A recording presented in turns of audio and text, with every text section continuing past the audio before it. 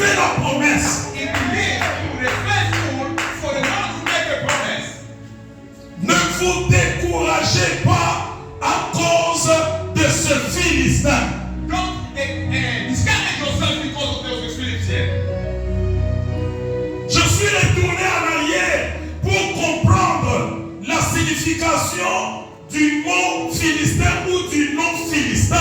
I return back to understand the meaning of the name of Philistine. Le philistin signifie Philistine means c'est lui qui roule dans la poussière. it means the one who rolls on the dust. C'est lui qui roule dans la poussière. The one who rolling on the dust. Et quand nous rentrons dans la parole de Dieu, When we return back to the word of God, nous comprenons que c'est lui à qui Dieu avait parlé de rouler dans la poussière. C'est seulement un seul instrument ou une seule image que nous voyons dans Genèse qui est le serpent. we see on the image in the when we return back on the Genesis, it was only one thing. God made it to roll on the snake.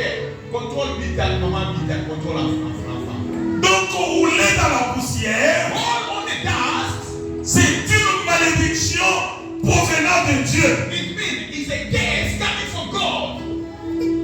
Ne vous découragez pas Don't discourage yourself à cause de ce Philistin. because of those Philistines. Ça, c'est la parole que David a prononcée dans sa bouche. This is what the word what David is speaking to his mouth. Pourquoi il avait dit ça? Why David is saying that? Puisque ce Philistin, Because those Philistines, il avait fait des terreurs en Israël. they make a big clamor to Israel. Si vous lisez au début de ce livre de Samuel, au chapitre 17, If you read in the beginning of this book, in the book of Samuel, le chapitre 17 là, in the verse chapter 17, on fait voir la place où ce Philistin est venu pour faire la bataille aux enfants d'Israël. they give to show us the place where Philistines come to fight with the Israel people. C'était à Soko. It was in Soko. Or, à Soko, But in Soko, ce n'est pas un territoire étranger. it was not a foreigner place. C'est un territoire qui appartenait à la tribu de Juda. It means a place who was belong to the tribe of Judah. Suivez-moi très bien, je ne serai pas long ce soir. I'm not going to be long, but last 4 be careful.